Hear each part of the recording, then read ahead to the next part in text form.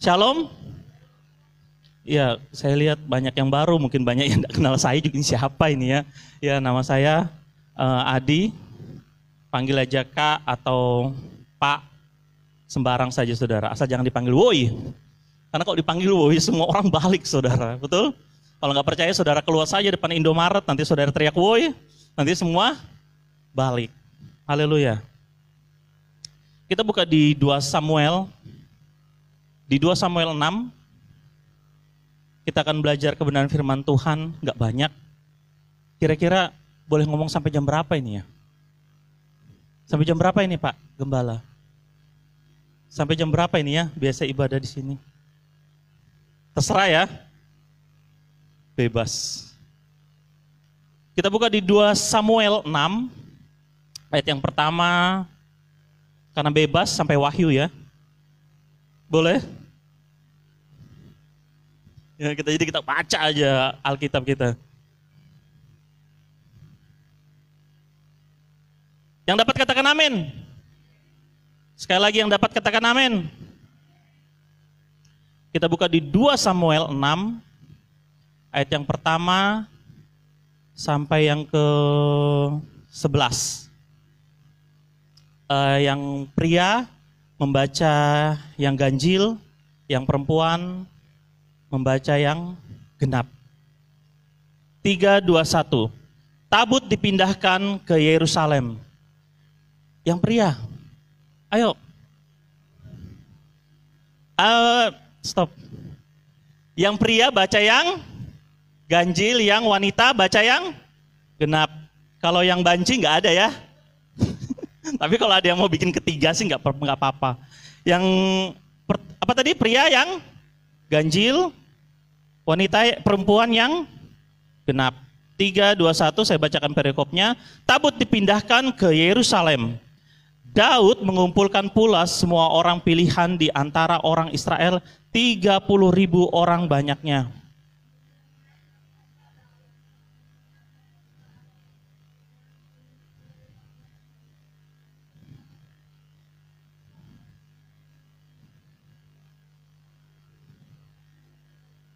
Mereka menaikkan tabut Allah itu ke dalam kereta yang baru setelah mengangkatnya dari rumah Abinadab yang di atas bukit. Lalu Uza dan Ahyo, anak-anak Abinadab, mengantarkan kereta itu.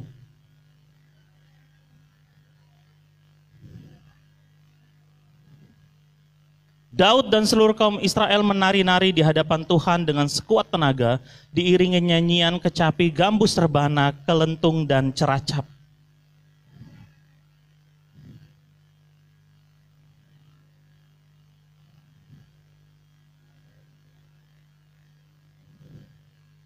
Maka bangkitlah murka Tuhan terhadap Uza, lalu Allah membunuh dia di sana karena keteledorannya itu. Lalu ia mati di sana dekat tabut Allah itu.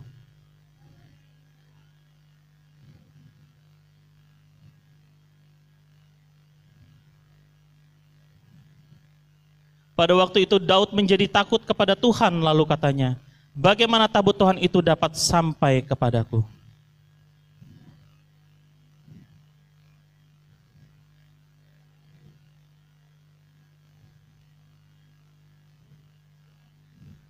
Tiga bulan lamanya tabut Tuhan itu tinggal di rumah Obed-Edom, orang Gad itu. Dan Tuhan memberkati Obed-Edom dan seisi rumahnya. Haleluya. Saudara, diberkatilah yang membaca, yang mendengarkan, dan yang melakukan kebenaran firman Tuhan. Amin. Ada satu hal yang luar biasa yang saya dapat ketika saya baca berulang-ulang ayat ini, saudara. Ada satu hal yang dahsyat sekali yang terjadi. Di ayat yang ke-8, 2 Samuel 6 ayat yang ke-8 dikatakan, Daud menjadi marah karena Tuhan telah menyambar Uza demikian hebatnya. Maka tempat itu disebut orang Peres Uza sampai sekarang. Apa yang dikatakan? Daud menjadi marah. Marah sama siapa dia? Marah karena Tuhan telah menyambar Uza. Kira-kira dia marah sama siapa? Marah sama Tuhan. Hello. Daud menjadi marah sama Tuhan. Kalau saya ambil kata bukan cuma marah, tapi dia kecewa. Kenapa? Karena Tuhan, apa salahnya Uza? Boleh Bro Nando naik? Ya saudara, dosa jauh-jauh Nando. Ya saudara, Daud menjadi marah. Dia kecewa, dia marah sama Tuhan. Apa yang salah kepada Uza? Hari-hari ini banyak dari kita, banyak anak-anak Tuhan hari ini marah sama Tuhan. Betul saudara? Marah sama pasangan hidup. Kecewa. Bukan cuma kecewa. Kadang-kadang kita nggak terima bahwa apa yang sudah saya lakukan ini ternyata nggak dianggap. Bahwa apa yang sudah saya lakukan ini ternyata nggak berarti. Ada yang marah sama pelayanan, ada yang marah sama pegembala. Bahwa apa yang dilakukan ternyata nggak dihiraukan, ternyata nggak ada yang lihat. Saudara. Kalau hari-hari ini saudara ada yang marah seperti Daud, ketahuilah.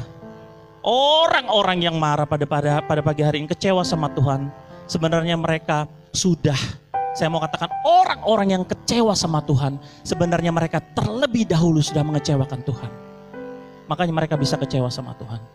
Tadi pagi kami lewat jalan, saya nggak usah cerita jalan mana saudara, nanti saudara pergi datang sana rame-rame dan lihat itu siapa. Dan kami lewat jalan sama saya dan istri, pas pagi kami beribadah, istri saya bilang, itu tadinya itu Kristen. Ada calon parpol saudara. Terus, emang kenapa? Dia sudah menyeberang ke sebelah. Padahal dulu kata istri saya, dia karena pernah satu gereja dengan istri saya. Dulu dia pernah ngomong, aku tidak akan pernah meninggalkan Tuhan. Dulu dia ngomong waktu masih muda, aku tidak akan pernah menjual Tuhan dengan apapun. Kalau hari-hari ini kita bisa bilang, yes saya mau ikut Tuhan. Siapa sih Daud itu? Daud itu saya mau bilang pencipta, penyair, bahkan pahlawan yang gagah perkasa. Bahkan pahlawan yang hebat, bahkan kisahnya ditulis. Dan sampai hari ini 2000 tahun, lebih dari 2000 tahun, kita masih dengar tentang kisahnya. Tapi dia pernah kecewa sama Tuhan. Dia pernah marah. Saudara, saya mau bilang hari-hari ini, orang yang kecewa sama Tuhan sekali lagi, bahwa kenapa dia bisa kecewa? Bahwa dia telah terlebih dahulu telah mengecewakan Tuhan. Amin. Kita buka, kenapa Tuhan begitu marah? Saudara, kalau yang sekolah minggu sudah hafal dan saya nggak perlu ceritakan lagi panjang lebar saudara. Nanti saudara baca di rumah, dibaca saja di rumah. Jadi kisahnya ini, tabut ini mau diangkat ke kerajaannya tempat tinggal Daud saudara. Dan apa yang terjadi saudara? Daud ini yang paling kesalahan pertama adalah tabut itu diangkut oleh lembu. Tabut itu diangkut oleh lembu. Tabut itu diangkut oleh kereta yang bagus. Saudara, apa salah? Ternyata itu salah dalam kebenaran firman Tuhan. Kalau saudara tahu tabut itu diciptakan di tepi-tepinya itu ada gelang-gelang emas. Sayang saya nggak lihat, saya nggak sempat gambarnya saudara, saya nggak searching. Sebenarnya saya rindu untuk saya tampilkan di sini saudara. Tabut itu di tepi-tepinya itu ada gelang-gelang emas. Dan fungsinya untuk apa? Fungsinya memang untuk dipikul. Tabut itu nggak pernah ada ceritanya tabut itu ditaruh di kereta. Apa yang melambangkan itu, saudara-saudara? Kenapa tabut itu harus dipikul? Melambangkan sebuah penghormatan dan pengagungan kita, melambangkan bahwa kita sangat menghormati Tuhan. Kenapa? Sebenarnya Daud ini dia memang seorang raja, dia memang orang yang hebat, tapi sebenarnya dalam kehidupannya pada saat dia mau mengangkat tabut itu, apa yang tidak ada penghormatan di situ. Dia lupa bertanya sama Tuhan bagaimana caranya tabut ini harus diangkat. Dia lupa bertanya kepada imam-imam, Bapak Gembala, sekarang mungkin Bapak Gembala ya, saudara. Dia lupa bertanya bagaimana seharusnya melewati kehidupan ini, saudara. Saudara, makanya kalau saudara ada masalah bolehlah tanya bersama Bapak Gembala. Tapi katanya ada yang mau konseling pernikahan Pak ya? Iya ya, saya bilang sama jemaat, karena kami jemaatnya tempat kami saudara di Kubar itu banyak pengantin muda saudara. Jadi saya bilang gini, kalau ada masalah, nggak usah lapor-lapor kepada Bapak Gembala. Kayak kurang kerjaan aja Bapak Gembala tuh. Kecuali memang masalah di luar daripada pasangan suami istri, bolehlah tanya. Kenapa saudara? Siapa yang pilih dulu? Siapa sih yang mau menikah? Siapa yang pilih pasanganmu? Siapa? Anda kan? Terus siapa yang pilih istrimu? Kamu kan? Kalau kamu yang pilih, kalau kamu yang sudah pilih, ya itu tanggung jawabmu lah. Jadi beban, jadi pergumulanmu saudara. Begitu juga saudara, harus tanya Bapak Gembala memang. Harus dikonseling. Kenapa? Karena imam, Bapak Gembala itu punya kuasa. Saya waktu pada saat jemaat kami berkembang sekarang karena anak-anak sekolah minggunya banyak sekali. Ketika saya melayani pasangan muda, saya bilang begini, hamil nanti nih. Istri saya bilang nanti, hamil nanti ibu ini, hamil nanti. 3 kali tahun yang sama, 3 yang hamil saudara, 3 yang melahirkan saudara. Makanya saudara jangan suka ngomong di belakang Bapak Gembala ya, karena perkataan hamba Tuhan itu berkuasa Pak. Iya, jadi saudara, Daud ini dia merasa seorang raja, dia tidak perlu menanyakan. Padahal tabut itu harus diangkut oleh lembu saudara. Itu sebagai lambang penghormatan. Yang ketiga, setiap berapa langkah tabut itu harus ada korban syukur. Bahkan dikatakan di 1 Samuel 6 ayat 3. Lalu kata mereka, apabila kamu mengantarkan tabut Allah Israel itu, maka janganlah kamu mengantarkannya dengan tangan hampa, melainkan haruslah kamu membayar tebusan salah kepadanya. Maka kamu akan menjadi sembuh dan kamu akan mengetahui mengapa tangannya tidak undur daripadamu. Saudara, kadang-kadang kita ini seperti Daud. Kita memang datang sama Tuhan, kita memang merindukan tabut itu, hadirat Tuhan. Tapi sebenarnya kita datang nggak datang dengan penghormatan. Kadang-kadang kita nggak datang dengan ucapan syukur. Kadang-kadang kita datang karena hari ini, sore ini, saudara kosong. Nggak kerja, nggak ngapa-ngapain, daripada di rumah mending datang. Memang itu bagus daripada tidak datang. Tapi ada yang lebih indah lagi. Ketika kita datang dengan korban syukur, amin. Daud merasa dia seorang raja. Apa yang harus aku lakukan? Aku telah banyak berkorban, aku telah banyak melakukan sesuatu. Tapi tidak saudara, harus datang dengan korban syukur. Dan yang ketiga, apa yang menjadi kesalahan Daud? Daud tidak berbaju efod. Apa itu baju efod? Dia tidak memakai baju imam. Daud memang betul, kalau saudara kita buka kembali di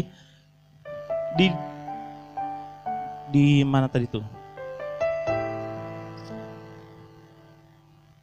Di 2 Samuel 6. Coba ya, saya mau menggambarkan saudara. Sebelum Daud, di ayat yang kelima, Daud dan seluruh kaum Israel menari-nari di hadapan Tuhan dengan sekuat tenaga, diiringi nyanyian, kecapi, gambu, serbana, kelentung, dan ceracap. Saudara, ketika tabut itu diangkat, Daud itu bersuka cita. Daud itu menari-nari di hadapan Tuhan beserta dengan seluruh umat Israel. Bahkan dikatakan itu dia menari dengan sekuat tenaga, dengan begitu hebatnya. Tapi ingat, apa yang terjadi setelah Daud marah sama Tuhan? Dikatakan berikutnya adalah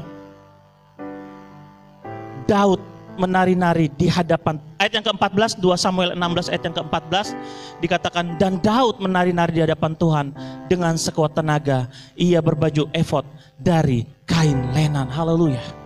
Tadinya Daud berpakaian indah, tadinya Daud berpakaian bagus. Apa artinya? Kadang-kadang kita datang di hadapan Tuhan, memang betul kita menyanyi sekuat tenaga. Pada saat WL suruh melompat, kita melompat. Pada saat orang mengangkat tangan, kita mengangkat tangan dan kita menangis terharu-haru. Tapi apa yang terjadi? Kita lupa berpakaian baju efod, kita lupa berpakaian kekudusan, kita lupa berpakaian kerendahan hati. Tapi kita berpakaian kesombongan. Tapi kita berpakaian, yes Tuhan, aku percaya Tuhan. Aku percaya. Engkau Allah yang dahsyat. Oh, membawa aku semakin naik. Hello, kadang-kadang itu membuat kita menjadi sombong, saudara. Terima kasih Tuhan buat mobil Mercy. Terima kasih Tuhan buat rumah bagus. Bersyukur sama Tuhan itu baik, tapi kadang-kadang ucapan syukur itu salah. Semua langsung bingung ya. Saudara bersyukurlah karena hari ini saudara masih memegang Kristus, amin.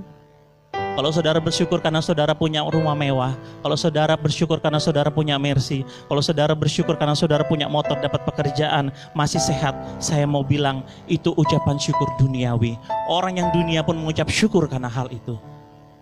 Yang gak percaya Yesus pun mengucap syukur karena hal itu. Tapi hari ini kita mengucap syukur karena kita memiliki Kristus. Keselamatan ada di dalam kita. Amin. Itu yang menjadi kesalahannya. Dan apa yang terjadi? Daud marah. Dia kecewa sama Tuhan. Yang menjadi kegagalan dalam kehidupan kita adalah kita kecewa tapi gak pulih-pulih. Kita kecewa tapi gak mudeng-mudeng bahasanya. Bahasa siapa sih itu? Bahasa orang Jawa ya. Kita kecewa tapi kita gak ngerti-ngerti. Kita marah sama Tuhan, Tuhan tegur kita tapi kita gak paham-paham. Dikatakan di ayat yang 2 Samuel ayat yang ke-6 2 Samuel 6 ayat yang ke-11, 3 bulan lamanya tabut Tuhan tinggal di rumah Obed-Edom orang Gad itu, dan Tuhan memberkati Obed-Edom dan seisi rumahnya. Diberitahukanlah kepada Raja Daud demikian, Tuhan memberkati seisi rumah Obed-Edom dan segala yang ada padanya oleh karena tabut Allah itu. Lalu Daud pergi mengangkut tabut Allah itu dari rumah Obed-Edom ke kota Daud. Berapa lama Daud merenung? 3 bulan. 3 bulan Daud ngapain? Dia bersantai-santai? Enggak, saudara. 3 bulan kalau saya mau gambarkan memang tidak ditulis. 3 bulan Daud merenung, Tuhan, apa salah dan dosaku? Tuhan, apa yang salah? Tuhan, apa yang telah kuperbuat sehingga ada satu korban harus meninggal? Padahal dia berbuat baik, padahal dia berbuat bagus.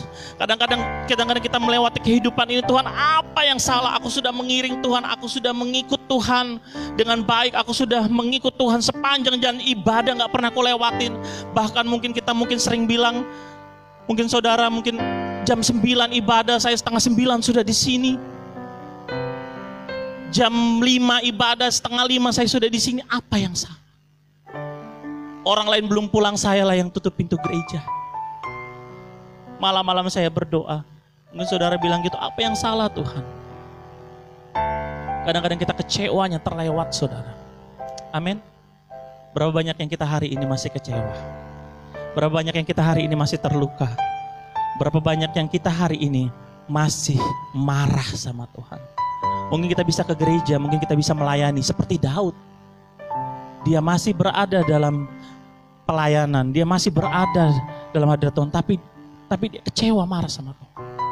Tapi ini gak butuh waktu yang lama untuk orang-orang yang rindu untuk dipulihkan. Amin. Amin. Are you okay? Oh, ini yang mudah dia. Katanya oke. Saudara, ternyata penggemar TikTok ya? Enggak ya? Oh, pernah dengar atau pelaku ya? Curiga Nando yang gini-gini dan sampai main keyboard gitu. Saudara, 3 bulan untuk waktu merenung bagi seorang Daud. Dia merenung, dan saya yakin dan percaya begitu Daud merenung, dia tanya sama imam-imam dan kepala-kepala, apa sih yang harus saya perbuat? Imam-imam dan kepala-kepala bilang, kamu terlalu sombong karena kamu raja. Bahasa saya seperti itu mungkin. Kamu terlalu sombong, kamu gak tanya Tuhan. Kamu gak tanya harus menyimpang ke kanan atau ke kiri. Biasanya Daud kalau pergi berperang gitu, Tuhan maju ke aku Tuhan. Nanti saudara baca, Tuhan, Daud ini saudara kalau dia mau pergi berperang dia selalu tanya sama Tuhan.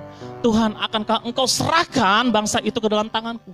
Kalau tidak, aku tidak akan pergi. Tapi kalau iya, saya akan berperang. Tapi hari ini Daud gak tanya Tuhan.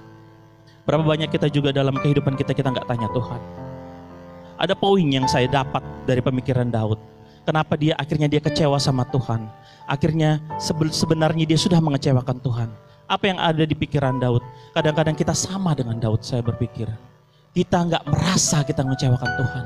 Karena apa? Karena kita melayani. Karena kita merasa kita sudah menjadi WL, pemain musik. Kita merasa kita sudah beribadah. Kita merasa saya sudah melayani dengan begitu luar biasa. Tapi sebenarnya apa yang Tuhan pikirkan tidak seperti apa yang kita pikirkan. Ada satu pujian yang luar biasa itu. Kau lebih tahu yang terbaik bagiku. Kau lebih sanggup pulihkan hidupku. Ku berserah, ku percaya hanya Yesus penolong yang setia. Haleluya. Tuhan lebih tahu saudara, amin. Tuhan lebih tahu kita. Tuhan lebih tahu apa yang harus terjadi. Tuhan lebih tahu apa yang baik buat kita. Kadang-kadang kita bilang, Tuhan ini baik. Tuhan bilang, enggak, itu enggak baik. Kadang-kadang, Tuhan saya sudah menyumbang begitu banyak untuk gereja ini. Tuhan bilang, enggak, itu enggak baik. Saudara, saya punya pengalaman tanam jagung. Bapak Gembala juga tanam jagung, saudara. Saudara, kami tanam jagung di sana dan kami kerjakan, saudara. Dan apa yang kami alami begitu habis nanam, saya sakit, nggak sempat disemprot kayak bas itu, Pak. Jadi setengah hektar itu jagung itu, ya begitu saja. Bayangkan saudara, itu kalau dijual berapa uangnya? Menurut saya itu banyak. Dan ya, yang terselamatkan cuma beberapa. Saya bilang begini dalam hati, Tuhan, saya ini sudah sakit, habis saya sakit, ibu saya sakit. Tuhan, ini sudah capek-capek melayani Engkau. Sudah sakit, ada lagi yang gagal. Saya merasa saya sudah yang terbaik kasihkan. Tapi Tuhan bilang kayak gini sama saya. Tapi memang betul juga, Pak. Ketika saya pikir, wah ini banyak juga uangnya. Saya pikir, banyak juga uangnya. Bisa pakai ini, bisa pakai ini, bisa pakai ini. Mungkin Tuhan tahu maksud hati saya seperti Daud. Tuhan tahu maksud hati Daud. Kenapa dia bawa tabut itu? Karena Daud pikir bahwa ketika tabut itu hadir di kota Daud, Daud akan diberkati dengan begitu melimpah. Dan dia memakai kekayaannya, dia memakai hadirat Allah itu dengan sembarangan. Sehingga Tuhan pukul Daud dengan begitu luar biasa. Untung bukan Daudnya yang mati, orang lain. Hari ini kalau Uzza itu gak meninggal, mungkin Daud bukan menjadi Daud seperti yang kita kenal hari ini. Sama dengan saya, 1,5 hektar itu, saya kalau lihat itu ke ladang, saudara rasa mau menangis karena jagung itu tumbuh dengan, ya kalau yang nggak tahu, yang nggak pernah menanam pura-pura ngerti aja saudara ya, ya gitu saudara. Saudara mengertilah apa yang saya analogikan. Dia tumbuh dengan ilalang dan warna pucuknya itu kuning-kuning. Biasanya hijau. Aduh, rasanya air mata ini mau menetes saudara. Karena di situ ada keringat. Karena di situ ada harga. Panas-panas kita di situ. Saya, Oma, David, bahkan anak-anak itu juga saya bawa yang 2 itu. Kami cuma bikin tenda, terpal itu. Kalau sekarang sudah ada pondok enak saudara. Kami cuma bikin tenda terpal. Saya lihat itu jagung ujungnya menguning dan dia berbunga. Kalau sudah berbunga berarti tidak bisa diselamatkan. Tandanya gagal. Rasanya kalau saya melihat itu air mata mau menangis, tapi pujian ini begitu luar biasa. Kau lebih tahu yang terbaik bagiku. Amin. Saudara, apa yang dipikirkan Daud ketika dia meminta, ketika dia menginginkan tabut itu hadir, dia menginginkan berkat Tuhan, bukan Tuhannya. Makanya Daud dengan kesombongannya kadang-kadang memakai baju raja, dia menari-nari di hadapan Tuhan. Dan ketika dia sadar selama 3 bulan, dia memakai baju kerendahan hati, baju imam. Apa yang ada di pikiran Daud? Daud berpikir dia sudah melakukan yang terbaik. Kadang-kadang hari kita melakukan itu saudara, kita berpikir bahwa saya sudah melakukan terbaik. Saya juga berpikir seperti itu, bahwa apa yang saya lakukan ini sudah baik Tuhan. Ini untuk pelayanan Tuhan, ini untuk pekerjaan Tuhan, ini untuk saya Tuhan. Karena kalau enggak kayak gini, kayak apa caranya hamba Tuhan bisa makan, bisa melakukan operasional dan lain sebagainya saudara. Kita berpikir kita sudah melakukan yang the best. Tapi kita lupa bahwa yang terbaik buat kita bukan yang terbaik buat Tuhan. Kadang-kadang kita berpikir itu tabut itu kita naikkan ke tempat yang indah-indah. Daud berpikir itu tabut harus dinaikkan kereta yang baru, yang indah. Tapi bukan itu maksud Tuhan. Memang tabut itu harus dipikul. Yang kedua, saudara, karena Daud berpikir bahwa dia sudah menyenangkan Tuhan. Berapa banyak kita yang hari ini kita menyanyi di atas mimbar, kita datang ke gereja, kita sudah menyenangkan hati Tuhan. Ku berikan hatiku. Gimana itu? Ku berikan hatiku dan jiwaku, semuanya bagimu. Yang betul, nggak bohong. Kadang-kadang itu cuma sampai di nyanyian, saudara. Sama seperti apa yang saya alami. Ketika saya nyanyi, ku berikan hatiku dan jiwaku, semuanya bagimu di dalam hidupku, di setiap waktu. Nyatakan jalanmu. Tuhan bilang sama saya, lu gagal panen lu 1/2 hektar. Masih bisa lu bilang ku berikan hatiku dan jiwaku, nyatakan jalanmu. Tapi memang saudara, disitulah kita harus mengalami, saudara, apa yang namanya kehendak Tuhan. Amin. Saya sakit bukan kehendak saya, saudara. Siapa yang mau merindukan sakit? Langsung Tuhan bilang, lu bukan cuma gagal panen, lu yang sudah ditebang, kita bayar orang untuk mangkas, kita bayar orang untuk obat rumput, itu enggak 100-200 ribu, saudara. Itu langsung sekali hajar, karena saya bilang hajar aja sekarang, karena kita mau tanam banyak, Bu. Karena prinsip saya sesuai dengan kebenaran firman Tuhan, banyak menabur, banyak menuai. Banyak menabur, ternyata sedikit yang dituai. Saudara, berapa banyak yang hari ini saudara masukkan lamaran kerjaan ke tempat yang lain, karena firman Tuhan bilang banyak menabur, banyak menuai, gak ada yang dipanggil-panggil. Berapa banyak yang hari ini kita buat baik sama orang, tapi ternyata orang buat jahat sama kita. Berapa banyak yang hari ini punya mimpi yang indah, yang hari ini bekerja keras, mungkin Tuhan kapan Tuhan pecah telur ini Tuhan, supaya lepaslah saya dari kemiskinan ini.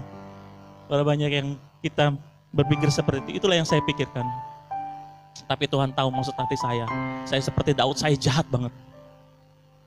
Saya pernah, Pak, dalam hati, Pak. Saya jujur, Pak. Saya pernah dalam hati, saya bilang sama istri saya, kalau panen saya mau beli Suzuki Jimny. Tahu kan Jimny ya? Yang nggak tahu pura-pura tahu aja lah. Kalau saudara yang tahu suka otomotif, saudara, Suzuki Jimny. Suzuki Jimny itu kecil, saudara, tapi harganya sama dengan Fortuner.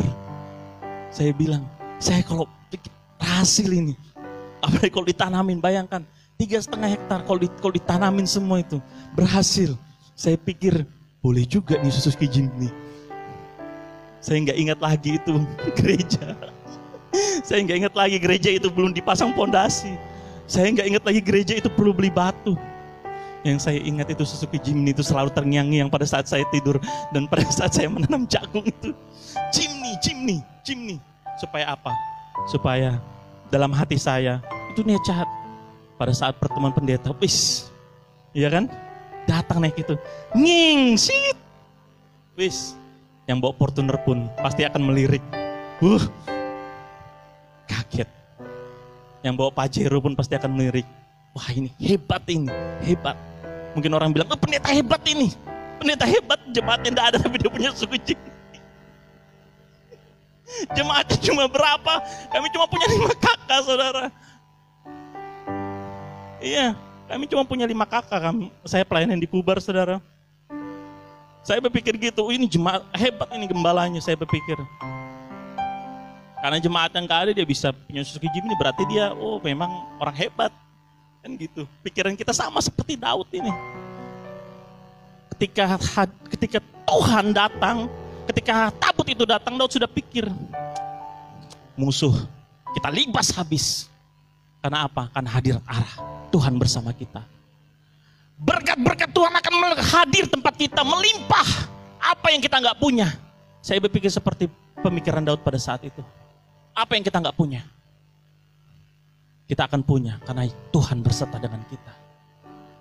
Sama yang saya pikirkan pada saat saya merenung dalam-dalam, saya baca berulang-ulang ayat ini. Kenapa Tuhan marah sama Daud? Kenapa Tuhan marah? Sudah Daud ini nggak taat, pikirannya juga kosong. Pada saat itu, kenapa saya bilang kosong? Karena dia memang tidak menjalankan yang seharusnya dijalankan. Dia menyanyi-nyanyi puji Tuhan, berpakaian kemegahan. Dia pikir dia sudah, ini the best. Aku sudah pakaian raja, menyanyi bersama-sama dengan rakyat. Tuhan pasti suka. Amin. Saya pikir kayak gitu juga. Oh Tuhan, gak ada drum, gak ada gitar. Tuhan pasti kurang hadirat Tuhan. Tapi ketika saya menyanyi bawa gitar, pelayanan dari rumah, saya melihat ada jemaat yang meneteskan air mata. Tuhan bilang, tuh kan, gitar aja. Lu hadirat Tuhan ada. Orang-orang diberkati, saudara. Amin. Saudara, kadang-kadang kita pikir sudah melakukan yang terbaik, tapi sebenarnya nol. Jauh daripada apa yang terbaik. Apa yang Daud pikirkan berikutnya? Kadang-kadang Daud berpikir dia sudah menyenangkan Tuhan. Dia menyanyi. Dia pikir hubungan dekat dengan Tuhan itu bisa dijalin dengan keindahan pujian. Dia pikir hubungan dekat dengan Tuhan itu bisa dibangun dengan banyaknya orang menyanyi. Dia pikir hubungan dekat dengan Tuhan itu bisa dibangun kalau seluruh umat Israel memuji Tuhan. Dia pikir hubungan dekat dengan Tuhan itu bisa bangsa Israel itu terus menaikkan pujian.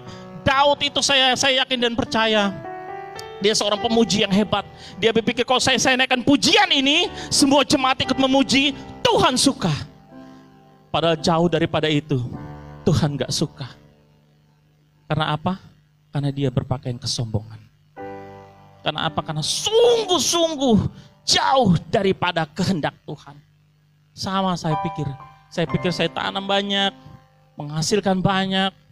Saya pakai ini untuk ini, saya pakai ini untuk ini, saya pakai ini untuk ini, Tuhan suka. Tapi ternyata Tuhan belum ngomong ke saya. Saya rindu juga. Tapi pada saat saya datang ke rumah jemaat, saya lihat mereka jemur kakao. Enggak tahu kakao, coklat. Tapi coklat itu yang sudah jadi, saudara, pohonnya namanya kakao. Jemaat bilang ke saya, Pak, coba tanam ini, Pak. Bagus itu, Pak. Coba tanam ini, Pak. Kenapa saya bilang? Karena harga 1 kilonya tidak pernah kurang dari 15.000. Saya tanya, kamu tanam di mana? Samping rumah saja, Pak. Cuma 3 pohon dan dia tidak pernah berhenti berbuah. Saya bilang dalam hati saya, Tuhan, kalau memang ini menyenangkan hatimu Tuhan, izinkan saya tanam Tuhan. Jangan gagal lagi. Halo? Berapa banyak hari-hari kita nggak tanya sama Tuhan. Kita main asal, penting dia cowok pakai Pajero. Penting dia cowok, penting dia ke gereja. Dia pakai Pajero, dia pakai Fortuner, dia pakai CR-V, dia gagah menurut saya. Berapa banyak yang hari kita nggak tanya, nggak pikir ini menyenangkan Tuhan apa enggak. Apalagi di sini anak muda semua kan. Siapa yang sudah menikah? Yang sudah menikah? Gak usah malu-malu saudara, karena saya tahu melihatnya saja. Yang sudah menikah dengan yang belum menikah saya sudah tahu. Iya saudara, saya tahu. Yang sudah menikah itu, memakailah pasti sudah menikah, ya kan? Karena sudah punya anak, saudara. Jadi saudara, kita pikir kita menyenangkan hati Tuhan. Kita pikir karena kita sudah melakukan yang lebih daripada orang lain, kita sudah menyenangkan hati Tuhan. Padahal kita jauh daripada itu, jauh, bahkan terlalu jauh. Maka hari-hari ini anak muda, kalau engkau memilih jodoh, pilihlah jodoh yang menyenangkan hati Tuhan, amin.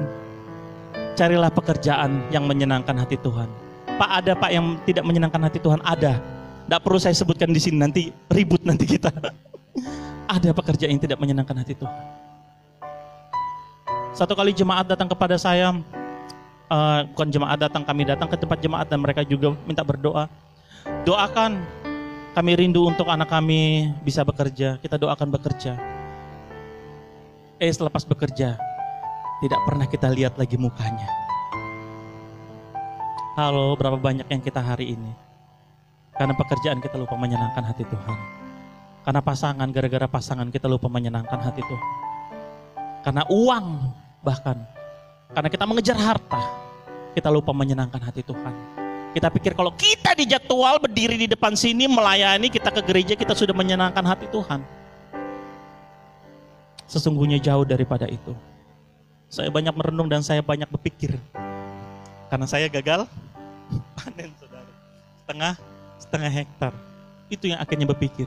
Saya sama apa yang dia lakukan Daud. Kalau Tuhan tidak buat engkau gagal hari ini mungkin. Mungkin engkau kecewa karena engkau diputus sama pacarmu, kamu pikir sudah yang terbaik. Halo, saya mau bilang, kalau engkau diputus sama pacarmu hari ini, kalau engkau belum dapat pekerjaannya seperti apa yang engkau inginkan, mari berpikir, mari kita merenung. Tuhan punya rencana. Ada satu yang salah kadang-kadang mungkin dalam kehidupan kita. Tuhan mau memperbaiki diri kita. Kalau apa rencana kita yang tidak kita harapkan, tidak sesuai dengan keinginan kita, Tuhan punya yang terbaik. Amin. Tuhan mau kita berubah. Saya berulang kali bilang sama jemaat, mudah sekali Tuhan hari ini memberkati engkau. Bahkan jemaat diberkati, mobil mewah, rumah bagus, mudah sekali. Tapi terlalu sulit Tuhan merubah kehidupan kita, cara hidup kita, perilaku kita. Dan itulah yang terjadi dalam kehidupan saya. Karena firman Tuhan itu seperti pedang bermata dua ya Pak Gembala ya. Menghantam ke jemaat dan menghantam ke kita. Amin. Daud berpikir dia sudah menyenangkan hati Tuhan. Yang berikutnya, Daud berpikir dia sudah memiliki hubungan yang baik. Kenapa? Karena Daud seorang pemuji. Dulunya, Engkaulah kekuatanku, tempat perlindunganku. Itu Daud yang tulis. Saat badai menerpa, aku tak akan goyah. Saudara, selidiki aku, lihat hatiku. Itu ditulis sama hambanya ini. Banyak yang dia tulis. Kenapa? Karena Daud memang punya hubungan yang dekat dengan Tuhan. Daud seorang pemuji. Saudara, Mazmur 23, hambanya yang menulis. Daud, dia pikir dia sudah punya hubungan yang dekat dengan Tuhan. Baru dia bisa seenaknya saja melakukan itu. Saudara, banyak dari kita berpikir bahwa kita sudah punya hubungan dekat dengan Tuhan. Baru kita, ya Tuhan pasti apa yang aku mau, Tuhan pasti mau. Berapa banyak yang kita seperti itu? Apa yang aku mau, Tuhan pasti mau. Karena aku percaya, aku adalah hambanya. Imamat Raja ini kepunyaan yang kudus. Kadang-kadang kita pakai ayat itu untuk melegalkan apa yang kita mau di hadapan Tuhan. Tapi padahal enggak seperti itu. Kadang-kadang kita berpikir bahwa kita ini kepunyaan Tuhan. Tuhan, ini baik. Aku ini Tuhan tidak melenceng. Bayangkan Daud, sekalipun kau tak menjawabku. Saudara, pujian-pujian yang indah-indah ditulis oleh Daud. Pujian yang begitu dinyanyikan hari ini, yang begitu memberkati kita, ditulis oleh seorang Daud. Dia berpikir dia sudah merasa dekat dengan Tuhan. Dia berpikir dia sudah merasa begitu dekatnya dengan Tuhan, sampai akhirnya dia bilang, ya Tuhan, kita kan CS. Iya kan? Kita kan CS. I know you know lah Tuhan. Gak perlulah aku ungkapkan. Dan engkau tahulah Tuhan, apa yang kau lakukan ini untuk kemuliaan-Mu. Haleluya. Berapa banyak kita yang gitu, ngomong kayak gitu. Tuhan, engkau tahulah Tuhan, jodoh yang kupilih ini Tuhan. Kami nantinya akan sama-sama beribadah. Memuji muliakan nama Tuhan. Membesarkan anak-anak yang lucu-lucu, yang cantik-cantik dan imut-imut. Supaya kami bawa di hadapan Tuhan. Nyatanya itu hanya keinginan kita. Hanya untuk bersama dengan Dia. Haleluya. Berapa banyak kita yang seperti itu? Tuhan, Engkau tahulah Tuhan apa yang kuinginkan. Berkat yang begitu melimpah.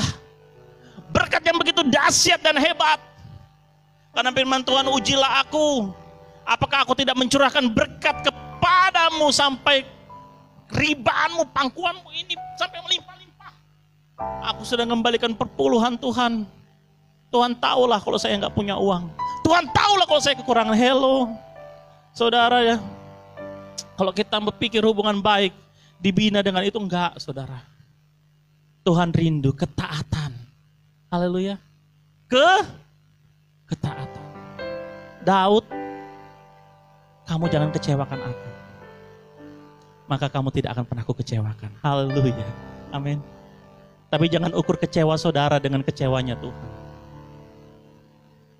Yang berikutnya adalah Daud berpikir, dia sudah melakukan firman Tuhan. Halo, berapa banyak kita yang hari ini sudah berpikir kita sudah melakukan firman Tuhan?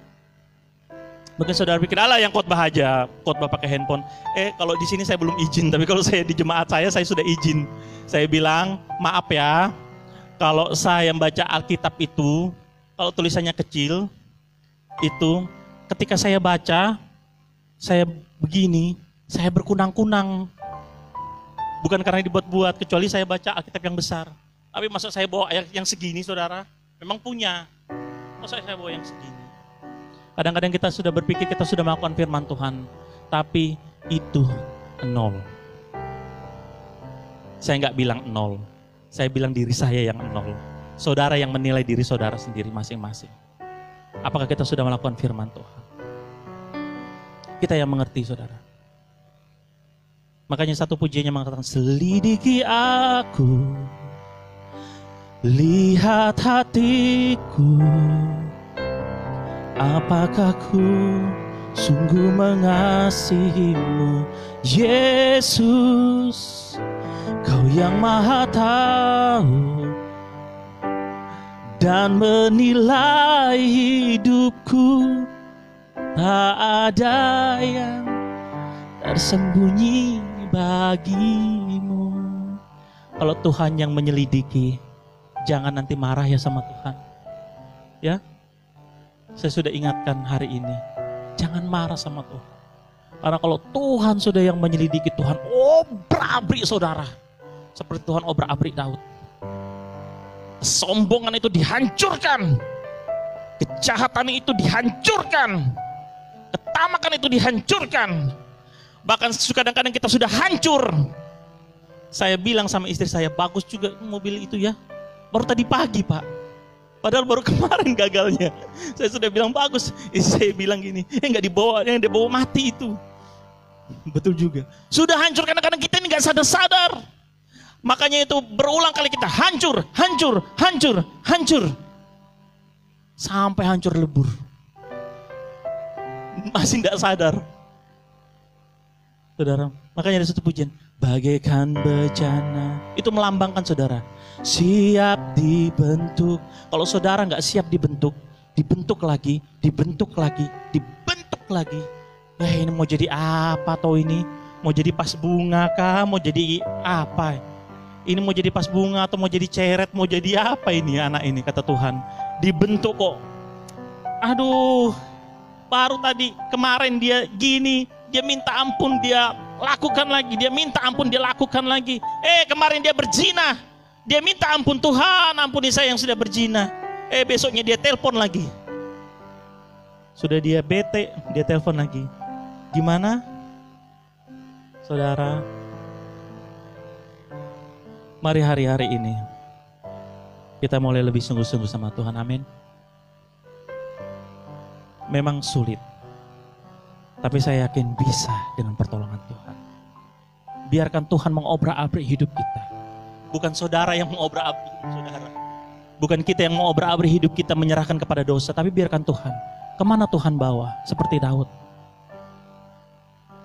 Poin yang berikutnya adalah Tuhan murka karena Tuhan mengasihi Daud. Amin. Amin. Kalau hari ini Tuhan izinkan banyak hal dalam kehidupan kita. Mungkin rencana-rencana saudara, pekerjaan, pernikahan, studi, apapun itu. gagal, mari merenung seperti Daud. Mari merenung apa yang salah tuh. Jangan keraskan hatimu, Tuhan aku gak salah, dia yang salah. Tuhan tahulah apa yang saya perlukan. Jangan saudara, tapi biarkan, karena dia yang lebih tahu tentang kehidupan kita. Haleluya, amin.